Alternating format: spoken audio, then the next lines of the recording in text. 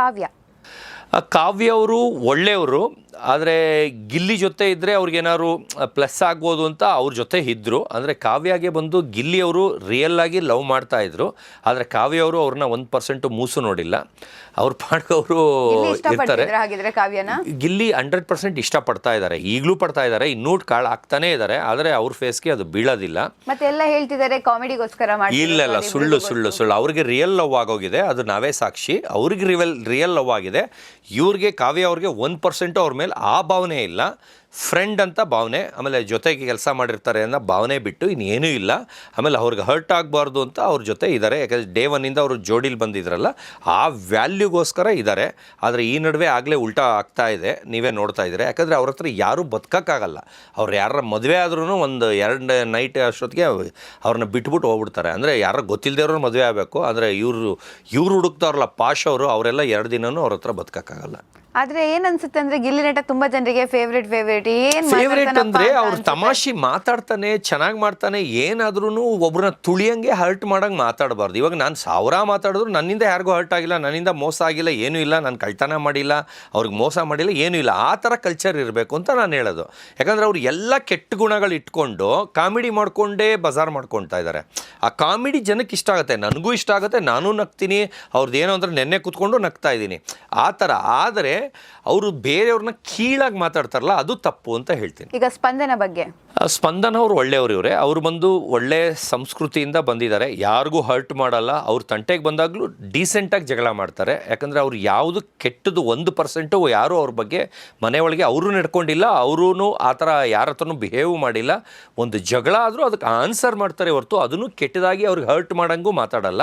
ಅವ್ರ ಪಾಡ್ಗೆ ಅವರು ಡೀಸೆಂಟಾಗಿ ಚೆನ್ನಾಗಿ ಆಡ್ಕೊಂಡಿದ್ದಾರೆ. ಜಾಹ್ನವಿ ಮನೆಯಿಂದ ಹೊರಗಡೆ ಬಂದರು, ಅವ್ರ ಬಗ್ಗೆ? ಜಾಹ್ನವಿಯವರು ನನ್ನ ಜೊತೆ ಚೆನ್ನಾಗೇ ಇದ್ದರು, ನನ್ನ ಜೊತೆ ಯಾವತ್ತೂ ಏನು ಜಗಳನೇ ಆಡಿಲ್ಲ. ನನಗೆ ತುಂಬ ಮರ್ಯಾದೆನೂ ಕೊಡ್ತಾಯಿದ್ರು, ನನ್ನ ಜೊತೆ ಚೆನ್ನಾಗೇ ಇದ್ರು. ಅವ್ರ ಬಗ್ಗೆ ಜಾಸ್ತಿ ಏನು ನಡೆದಿಲ್ಲ ಹೇಳೋಕ್ಕೆ. ಆದರೆ ಡೇ 1-2 ದಿವಸದಲ್ಲಿ ಒಂದು ಚೋಕ್ ಕೊಡ್ತಾರೆ. ಚೋಕ್ ಅಂದರೆ ಇವ್ರು ಬಂದು ಪ್ರೀತ್ಸೋನ ಬಾ ಅಂತ ಚಂದ್ರಪ್ರಭು ಅವ್ರು ಏನೋ ಹೇಳ್ತಾರೆ, ತಪ್ಕೊಳ್ಳೋಣ ಪ್ರೀತ್ಸೋನ ಏನೋ ಒಂದು ಡೈಲಾಗ್ ಆಡು. ಅದಕ್ಕೆ ಅವರು ಕರೆದ್ಬಿಟ್ಟು ಬಾಯಿಗೆ ಬಂದಂಗೆ ಬೈತಾ ಇರ್ತಾರೆ. ನಾನು ಮೇಡಮ್ ಅವ್ರು ಹೇಳಿದ ತಮಾಷೆಗೆ ಅಂತ ಹೇಳಕ್ಕೆ ಹೋಗ್ತೀನಿ, ನನಗೆ ನೀವು ಸೆಂಟ್ರಲ್ ಬರಬೇಡಿ ಅಂತ ನನಗೆ ಬೈದ್ಬಿಡ್ತಾರೆ. ನನಗದು ಸೀರಿಯಸ್ ಅನಿಸ್ಬಿಡುತ್ತೆ. ಆದರೆ ಅವ್ರು ಮಾಡ್ತಾರೆ ಪ್ರ್ಯಾಂಕ್. ಅದು ಆಮೇಲೆ ಗೊತ್ತಾಗುತ್ತೆ, ಆಮೇಲೆ ನಕ್ಬಿಡ್ತಾರೆ, ಎದುರ್ಕೊಂಬಿಟ್ರ ಅಂತ. ಅಷ್ಟೇ ನಡೆದಿರೋದು ನಮ್ಮದು ಅವ್ರದ್ದು. ಅದು ಬಿಟ್ಟು ಇನ್ನೇನೂ ಇಲ್ಲ. ಅದು ಬಿಟ್ಟು ಅವ್ರು ಒಳ್ಳೆಯವರು.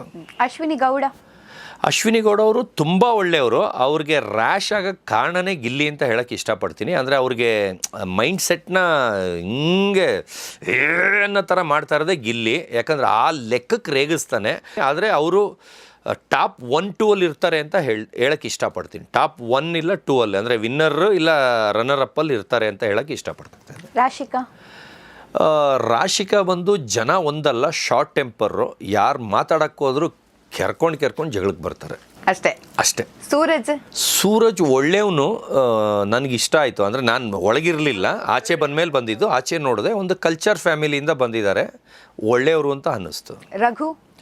ರಘುನೂ ಒಳ್ಳೆಯವ್ರು ಅನ್ನಿಸ್ತು, ಅವರು ಕಲ್ಚರ್ ಫ್ಯಾಮಿಲಿಯಿಂದ ಬಂದಿದ್ದಾರೆ. ನನಗೆ ಆ ಕ್ಯಾರೆಕ್ಟರ್ಗಳು ತುಂಬ ಇಷ್ಟ ಆಗುತ್ತೆ. ಯಾಕಂದರೆ ತಗ್ಗಿ ಬಗ್ಗೆ ನಡೀತಾರಲ್ಲ, ದೊಡ್ಡವರು ಚಿಕ್ಕವ್ರಿಗೆ ವ್ಯಾಲ್ಯೂ ಕೊಡ್ತಾರಲ್ಲ, ಅಂಥವ್ರು ಇಷ್ಟ ಆಗುತ್ತೆ. ಅದರಲ್ಲಿ ರಘು ಇಷ್ಟ ಆದರು, ಸೂರಜ್ ಅವರು ಇಷ್ಟ ಆದರು.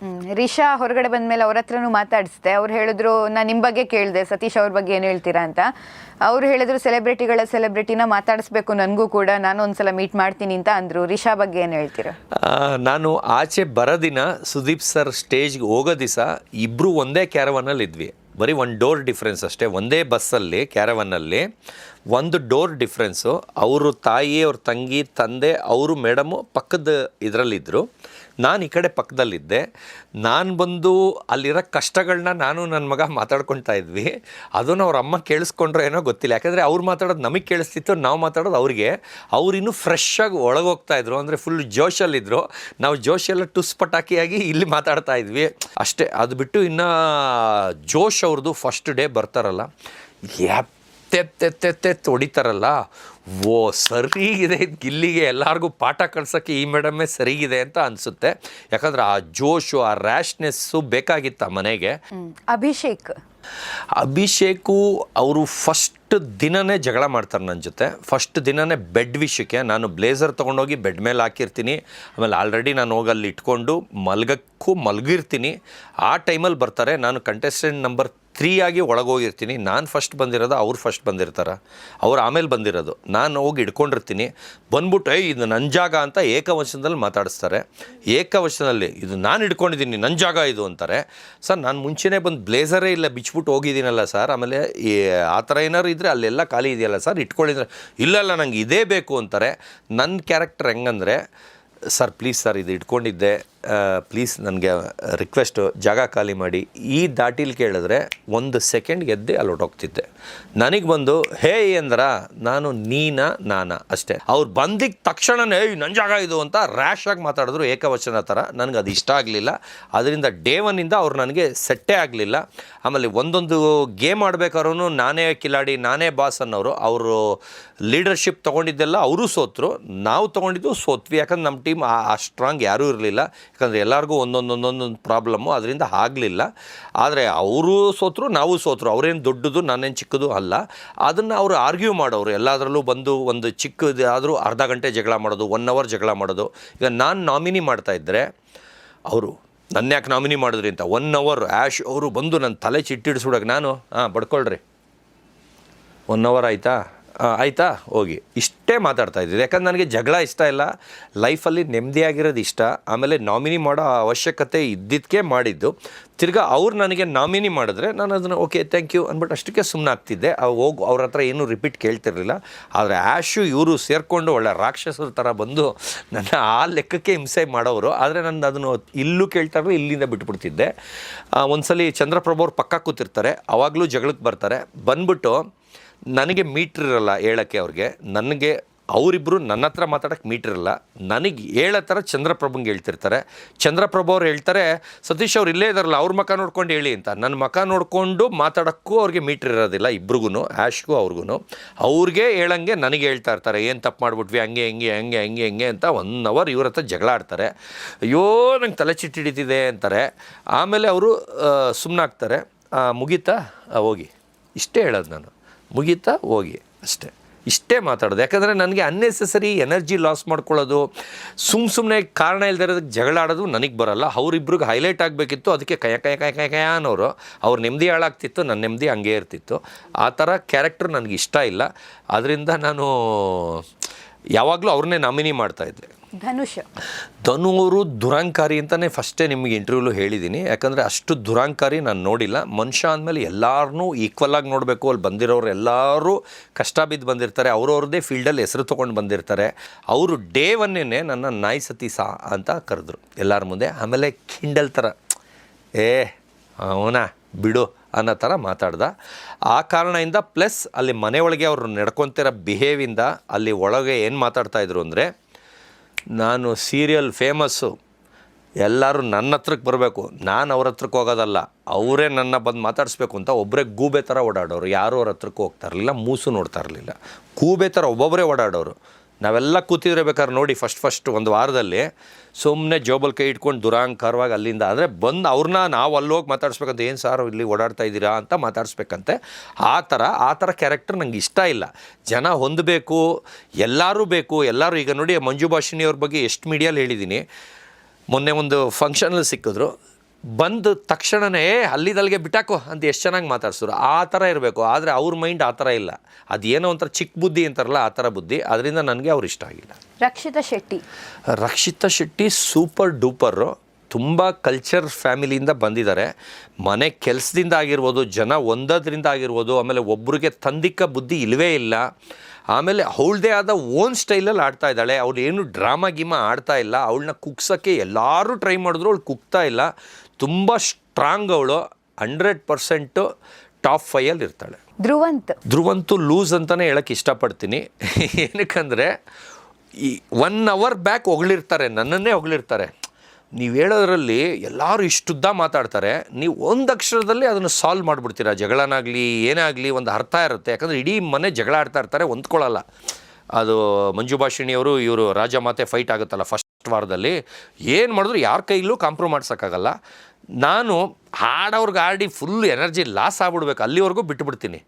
ಎಲ್ಲ ಆದಮೇಲೆ ಮುಗೀತಾ ಅಂದ್ಬಿಟ್ಟು ಕರೆದ್ಬಿಟ್ಟು ಅಲ್ಲೊಂದು 5 ನಿಮಿಷ ಮಾತಾಡ್ತೀನಿ, ಇಲ್ಲೊಂದು 5 ನಿಮಿಷ ಮಾತಾಡಿ ಕಂಪ್ರೂವ್ ಮಾಡಿಸ್ಬಿಡ್ತೀನಿ. ಅದಕ್ಕೆ ನೀವು ಮಾಡೋದ್ರಲ್ಲಿ ತೂಕ ಇದೆ, ನಿಮ್ಮ ಮಾತಲ್ಲಿ ಅರ್ಥ ಇದೆ.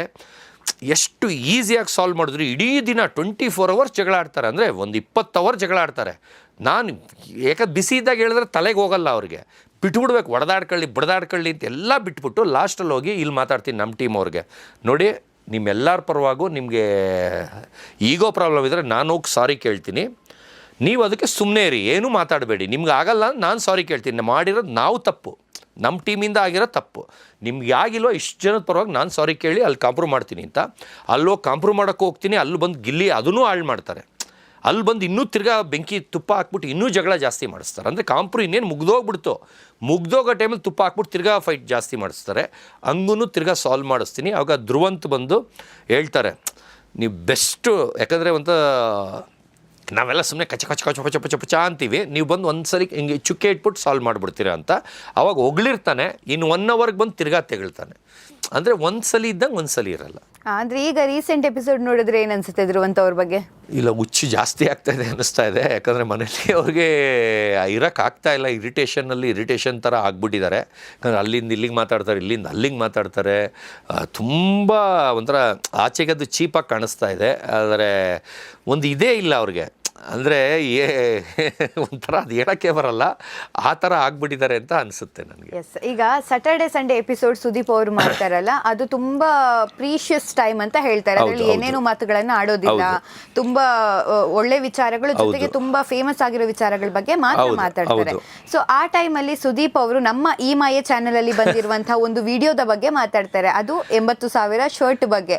ಅದು ಒಂದು ಖುಷಿ ಇದೆ, ಯಾಕಂದ್ರೆ ಅವರು ಒಂದು 2-3 ನಿಮಿಷ ಇದೇ ವಿಚಾರದ ಬಗ್ಗೆ ಮಾತಾಡ್ತಾರೆ. ಬಟ್ ಅದು ಈ ಮಾಯೆ ಚಾನೆಲ್ ಕಡೆಯಿಂದ ರೀಚ್ ಆಗಿದೆಯಲ್ಲ, ಅದ್ರ ಬಗ್ಗೆ ತುಂಬಾ ಖುಷಿ ಇದೆ.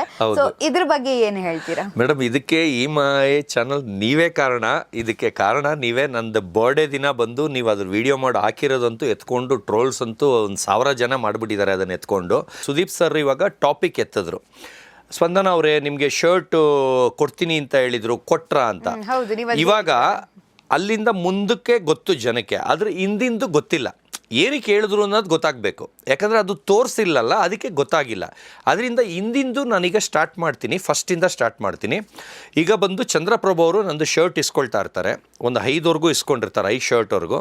ಆದರೆ ನನಗೆ ಅದು ಆಚೆ ನಂದು ಅಂತ ಗೊತ್ತಿದೆಯೋ ಇಲ್ಲ ಅವ್ರದನ್ನ ನಾನು ಹಾಕ್ಕೊಂಡಿದ್ದೀನಿ ಅಂತ ಅಂದ್ಕೊಳ್ತಾರೋ ಅಂತ ಒಂದಿನ ಖಡಕ್ಕಾಗಿ ಹೇಳ್ಬಿಡ್ತೀನಿ, ಇವತ್ತಿಂದ ನೀವಲ್ಲ ನಿಮ್ಮ ಅಪ್ಪ ಬಂದರೂ ಕೊಡಲ್ಲ, ಇನ್ನು ಯಾರಿಗೂ ಕೊಡಲ್ಲ ಅಂತ ಸ್ಟ್ರಿಕ್ಟಾಗಿ ಹೇಳ್ಬಿಡ್ತೀನಿ.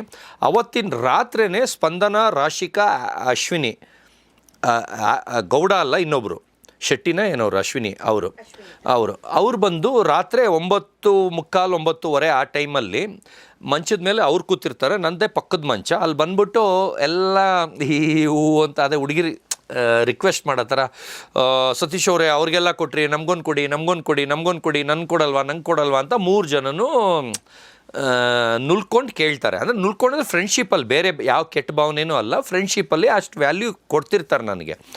3 ಜನನೂ ಕೇಳ್ತಾರೆ. ನಾನು ಹೇಳ್ತೀನಿ, ಇಲ್ಲ ಇವತ್ತು ಶಬ್ದ ಮಾಡಿಬಿಟ್ಟಿದ್ದೀನಿ, ನೀವಲ್ಲ ನಿಮ್ಮ ಅಪ್ಪ ಬಂದರೂ ಕೊಡಲ್ಲ ಅಂತ.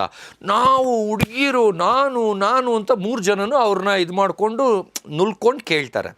ನಾನು ಹೇಳ್ತೀನಿ, ನಿಮಗೆ ಕೊಟ್ಟರೆ ಆಚೆ ಜನ ನೋಡೋರು ಅವನಿಗೆ ಕೊಡಲ್ಲ ಅಂತ ಶಬ್ದ ಮಾಡಿದ್ದೀನಿ, ಅದೇನಾದ್ರು ಇದಾಗಿದ್ರೆ ನಾನು ನಿಮಗೆ ಕೊಟ್ಟರೆ ಜೋಲ್ಪುರ್ಕ ಹುಡುಗಿರು ಕೇಳಿದ ತಕ್ಷಣ ಕೊಟ್ಬಿಟ್ಟ ಅಂತ ಅಂದ್ಕೊಳ್ತಾರೆ ಅಂತ ಹೇಳಿದ್ದೀನಿ. ಇದು ರಿಯಲ್. ಬೇಕಾದ್ರೆ ಇದನ್ನು ಯಾರು ಚಾಲೆಂಜ್ ಮಾಡಿ ಅಲ್ಲಿಂದ ಕಾಪಿ ಬೇಕಾದ್ರೆ ಎತ್ತಿಸ್ಕೊಳ್ಳಿ, ಅದು ರಿಲೇ ಆಗಿಲ್ಲ. ಇದು ಇಲ್ಲಿವರೆಗೂ ಆಗಿರೋದು. ನಾನು ಇಲ್ಲ ನೀವಲ್ಲ ನಿಮ್ಮ ಅಪ್ಪ ಆದರೂ ಕೊಡಲ್ಲ ಅಂತ ಬಿಲ್ಕುಲ್ಲಾಗಿ ಹೇಳ್ಬಿಡ್ತೀನಿ. ಅವ್ರು ಮೂಡ್ ಆಫ್ ಮಾಡ್ಕೊಂಡು ಹೋಯ್ತಾರೆ, ಸುಮ್ಮನೆ ಅಷ್ಟಕ್ಕೆ ಮುಗ್ದೋಯ್ತು. ಇದು ಬಂದು ಬಿಗ್ ಬಾಸ್ ಟೀಮ್ ಅವ್ರಿಗೆ ಗೊತ್ತಾಗಿದೆ. ಅಂದರೆ ಅವ್ರು ಕ್ಯಾಮ್ರಲ್ಲಿ ನೋಡ್ತಾ ಇದ್ದಾರೆ, ಆದರೆ ಪ್ಲೇ ಮಾಡಿಲ್ಲ. ಆ ಕಾರಣದಿಂದನೇ ಸುದೀಪ್ ಸರು ಶನಿವಾರ ಸ್ಟೇಜಿಗೆ ಬಂದಾಗ ಆ ಟಾಪಿಕ್ ಎತ್ತುತ್ತಾರೆ. ಏನಂದರೆ ಅದರ ಮುಂಚೆ ಬಂದು ಈ ಮಾಯಲ್ಲಿ ಅದನ್ನು ಹೇಳಿರ್ತೀನಿ, ನಿಮ್ಮ ಚಾನಲ್ಲೇ ನಾನು ಹೇಳಿರ್ತೀನಿ, ಇದ್ರ ಹಿಂದಿನ ಬಗ್ಗೆ ಹೇಳಿರ್ತೀನಿ. ಅವತ್ತೇ ಈ ಬರ್ಡೇಗೆ ಈ ಶರ್ಟ್ ನಾನು ಹಾಕ್ಕೊಳ್ತಾ ಇದ್ದೀನಿ ನೋಡಿ, ಬಟನ್ನು ಕಿತ್ತೋಗಿದೆ, ಅದು ಡ್ಯಾಮೇಜ್ ಆಗಿದೆ ಅನ್ನೋದು ನಿಮ್ಮ ಹತ್ರ ಹೇಳಿರ್ತೀನಿ. ಅದು ಈಗ 10 ಮಿಲಿಯನ್ ಹತ್ರ ಓಡ್ತಾ ಇದೆ. ಅಷ್ಟು ಜನಕ್ಕೆ ಅದು ರೀಚ್ ಆಗಿದೆ. ಆಮೇಲೆ ಅದನ್ನು ಟ್ರೋಲು ಮಾಡಿದ್ದಾರೆ, ಎಷ್ಟೋ ಜನ ಎತ್ಕೊಂಡು ತುಂಬ ನ್ಯೂಸ್ ಆಗಿದೆ. ಅದು ಸುದೀಪ್ ಸರ್ ಅವ್ರಿಗೂ ರೀಚ್ ಆಗಿದೆ, ಅದು ನಿಮ್ಮಿಂದನೇ. ಅದರಿಂದ ಏನು ಮಾಡ್ತಾರೆ, ಅವರು ಟಾಪಿಕ್ ಎತ್ತುತ್ತಾರೆ. ಅಂದರೆ ಸ್ಪಂದನ ಅವರೇ ಸತೀಶ್ ಅವ್ರಿಗೆ ಬಟ್ಟೆ ಕೇಳಿದ್ರಲ್ಲ, ಕೊಟ್ರಾ ಅಂತ. ಅಂದರೆ ಈಗ ಅದನ್ನು ರಿಲೇ ಮಾಡಿಲ್ಲ, ಆದರೆ ಏನು ಕಾರಣದಿಂದ ಕೇಳ್ತಾರೆ, ಬಟ್ಟೆ ಕೇಳಿದ್ನ ಕೊಟ್ರಾ ಅಂತ. ಅದು ಕೇಳಿದ್ಕೆ ತಾನೇ, ನಾನು ಕೊಡಲ್ಲ ಅಂದಿದ್ದಕ್ಕೆ ತಾನೇ ಕೇಳಿದ್ರು. ಕ್ಲಾರಿಟಿ ಅರ್ಥ ಆಯ್ತಾ? ಅವರು ಅವ್ರಿಗೆ ಮೇಡಮ್ಗೆ ಕೇಳ್ತಾರೆ, ಅವರು ಇಲ್ಲ ಸರ್ ಕೊಡಲಿಲ್ಲ ಅಂತ ನಕ್ಕೊಂಡು ಹೇಳ್ತಾರೆ. ಇದು ರಿಲೇ ಆಗಿದೆ. ಅಂದರೆ ಕೇಳಿದ್ಕೆ ಕೊಟ್ಟಿಲ್ಲ ಅನ್ನೋದಕ್ಕೆ ಅವರೇ ಸಾಕ್ಷಿ ಒಪ್ಕೊಳ್ತಾರೆ ಕೊಟ್ಟಿಲ್ಲ ಅಂತ. ಹೌದಾ, ಹಂಗಾರೆ ಯಾವ್ದು ಬೇಕು ಹೋಗಿ ಎತ್ಕೊಬನ್ನಿ ಅಂತ ಹೇಳ್ತಾರೆ. ಇವ್ರು ಹೋಗ್ಬಿಟ್ಟು ಒಂದು ಶರ್ಟ್ ಜೊತೆಗೆ ಒಂದು ಬ್ಲೇಸರು ಎತ್ಕೊಬರ್ತಾರೆ, ಎರಡೂ ಎತ್ಕೊಬರ್ತಾರೆ. ಅದರಲ್ಲಿ ಬೇಡ, ದುರಾಸೆ ಬೇಡ, ಒಂದು ತಾನೇ ಕೇಳಿದ್ದು, ಒಂದು ಇಟ್ಕೊಳ್ಳಿ, ಒಂದು ವಾಪಸ್ ಕೊಡಿ ಅಂತಾರೆ. ಅದು ಕೊಡ್ತಾರೆ, ನಾನು ಪಕ್ಕದಲ್ಲಿ ಇಟ್ಕೊಳ್ತೀನಿ. ಶರ್ಟ್ ನೆತ್ತಿ ಅವರು ಹಿಂದೆ ಒಂದು ಟೇಬಲ್ ಇರುತ್ತೆ, ಅಲ್ಲಿ ಇಡ್ತಾರೆ. ಇಟ್ಟ ಮೇಲೆ ಏನಾಗುತ್ತೆ, ಸುದೀಪ್ ಸರ್ದು ಆಮೇಲೆ ಮಾಮೂಲಿ ಮಾತಾಡ್ತಾರೆ, ಬೇರೆ ಎಲ್ಲ ಆಗುತ್ತೆ, ಎಲ್ಲ ಆಚೆ ಹೋಗ್ತೀವಿ. ಅಂದರೆ ಕ್ಲೋಸ್ ಆದಮೇಲೆ ಆಚೆ ಹೋಗ್ತೀವಿ. ಇವಳು ಆಚೆ ಹೊಟ್ಟೋಗ್ತಾಳೆ, ಸ್ಪಂದನನು. ಆಮೇಲೆ ಯಾವಾಗಲೂ ಅವರು ಏನು ಮಾಡಿರ್ತಾರೆ, ಅವ್ರದ್ದು ಹಾಸಿಗೆ ಕೆಳಗೆ ಇದಿರುತ್ತೆ ಡ್ರಾಯರ್, ಅದು ಫುಲ್ಲು ಟೈಟಾಗಿ ಅವ್ರದ್ದು ಬಟ್ಟೆ ಇರುತ್ತೆ. ಅಂದರೆ ಒಂದು ಶರ್ಟ್ ಇಡೋಕ್ಕೂ ಜಾಗ ಇರಲ್ಲ. ಇವ್ರೇನು ಮಾಡ್ತಾರೆ, ಅದರಲ್ಲೂ ಅದುಂಬಿಟ್ಟು ಇಟ್ಟಿರ್ತಾರೆ, ಆದರೆ ಇಲ್ಲಿಂದ ಮೇಲ್ಗಡೆ ಆಚೆ ಇರುತ್ತೆ. ಇವ್ರು ಹಂಗೆ ಹಾಕಿ ತಳ್ಳಿರ್ತಾರೆ. ಆದರೆ ಅವತ್ತು ನನಗೆ ಬಟನ್ ಕಿತ್ತೋಗಿರೋದು, ಅಲ್ಲಿಂದ ಆಚೆ ಬಂದಮೇಲೂ ನಾನು ಬ್ಯುಸಿ ಇರೋದ್ರಿಂದ ಗೊತ್ತಾಗಲ್ಲ. ನನ್ನ ಬರ್ಡೇ ದಿನವೇ ಗೊತ್ತಾಗೋದು. ಆ ಬಟನ್ನು ಕಿತ್ತೋಗಿ ಆಮೇಲೆ ಅಲ್ಲಿ ಪಿನ್ ಹೊಡೆದಿರ್ತಾರೆ, ಅದಕ್ಕೊಂದು ಕೋಟಿಂಗಿಗೆ ಪಿನ್ ಹೊಡೆದಿರ್ತಾರೆ, ಅದು ಕಿತ್ಕೊಂಡು ದಾರನೂ ಎದ್ದಿತ್ತು, ಅದನ್ನು ಕತ್ತಲ್ಲಿ ಕಟ್ ಮಾಡಿ ಬಟನ್ ಇನ್ನೂ ಹಾಕ್ಸಿಲ್ಲ ಸಾಕ್ಷಿಗೆ. ಯಾಕಂದರೆ ನಂಬಲ್ವಲ್ಲ, ಯಾಕಂದರೆ ಹೊಸದು ಸರ್, ವಿತ್ ಟ್ಯಾಗೂ ಕಿತ್ತಿರಲಿಲ್ಲ. ನಾನು ಬರ್ಡೇ ದಿನವೇ ಅದು ಹೋಟ್ಲು ರೂಮಲ್ಲೇ ಕಟ್ ಮಾಡಿ ನಾನು ಹಾಕ್ಕೊಂಡ್ಮೇಲೆ ಗೊತ್ತಾಯಿತು ಆ ಬಟನ್ ಕಿತ್ತೋಗಿದೆ ಅಂತ. ಅಂದರೆ ಹೊಸದು ಅದೇ ಫಸ್ಟ್ ಟೈಮ್ ಯೂಸ್ ಮಾಡಿರೋದು, ಅದಕ್ಕಿಂತ ಮುಂಚೆ ನಾನು ಎಲ್ಲೂ ಯೂಸ್ ಮಾಡಿಲ್ಲ. ಅವತ್ತೇ ಎತ್ಕೊಬಂದಲ್ಲ ಹಾಕ್ಕೋಬೇಕಾದ್ರೆ ಹೋಟ್ಲಲ್ಲೇ ಗೊತ್ತಾಗಿದ್ದು ಆ ದಾರ ಎದ್ದಿರೋದು, ಆ ಗುಂಡಿ ಬಿದ್ದೋಗಿರೋದು. ಅದಕ್ಕೆ ನನಗೆ ತುಂಬ ಬೇಜಾರಾಯಿತು. ಅಂದರೆ ಆ ಶರ್ಟು ನಾನು ವಾಪಸ್ ಎತ್ಕೊಬಂದಿಲ್ಲ. ಅಲ್ಲಿ ಯಾವಾಗ ಹಂಗೆ ಡ್ಯಾಮೇಜ್ ಮಾಡಿದರು, ಅದು ತಳ್ಳಿಬಿಟ್ಟು, ಆ ಕಾರಣಕ್ಕೆ ಇವ್ರಿಗೆ ಅದ್ರ ವ್ಯಾಲ್ಯೂ ಗೊತ್ತಿಲ್ಲ. ಹೋಗೋ ದಿವಸ ಇಲ್ದಿದ್ರೆ ಇಟ್ಟಾಡ್ಬಿಟ್ಟು ಇನ್ನೂ ಹಾಳಾಗ್ಬಿಡುತ್ತೆ ಅಂದ್ಬಿಟ್ಟು ಅದನ್ನ ಎತ್ತಿ ನನ್ನ ಡ್ರಾಯರ್ಲಿ ಇಟ್ಟಿರ್ತೀನಿ. ಆದರೆ ನಾನು ಮಿಡ್ ನೈಟ್ ಎಲಿಮಿನೇಟ್ ಆಗಿರೋದ್ರಿಂದ ನಾನು ಬಟ್ಟೆ ಏನು ತರೋಕ್ಕೆ ಆಗಲ್ಲ, ನಾನು ಆಚೆ ಬಂದುಬಿಡ್ತೀನಿ. ಆ ಕಾರಣದಿಂದ A to Z ಬಟ್ಟೆ ಆಚೆ ಬರುತ್ತೆ. ಆಚೆ ಬಂದಮೇಲೂ ನಾನು ಅವ್ರಿಗೆ ಕೊಡೋಣ ಅಂತಲೇ ಇರ್ತೀನಿ. ಆದರೆ ಬರ್ಡೇ ದಿನ ಅದನ್ನು ಹಾಕೋಣ ಅಂದ್ಬಿಟ್ಟು ನೋಡ್ತೀನಿ, ಆವಾಗಲೇ ಗೊತ್ತಾಗುತ್ತೆ ಡ್ಯಾಮೇಜ್ ಆಗಿರೋದು. ಅವತ್ತು ಫುಲ್ಲು ಸಿಟ್ಟು ಬಂದ್ಬಿಡುತ್ತೆ ನನಗೆ. ಇಷ್ಟು ಕಾರಣ madam. Yes, thank you so much Satish ಅವರೇ. ಹೀಗೆ ಬೆಳೀತಾ ಇರಿ. ಧನ್ಯವಾದಗಳು. ನಮ್ಮ ಧನ್ಯವಾದಗಳು ಮೇಡಮ್, ನಿಮ್ಗೆ ಇನ್ನೂ ತುಂಬ ಧನ್ಯವಾದಗಳು ಮೇಡಮ್. Thank you madam.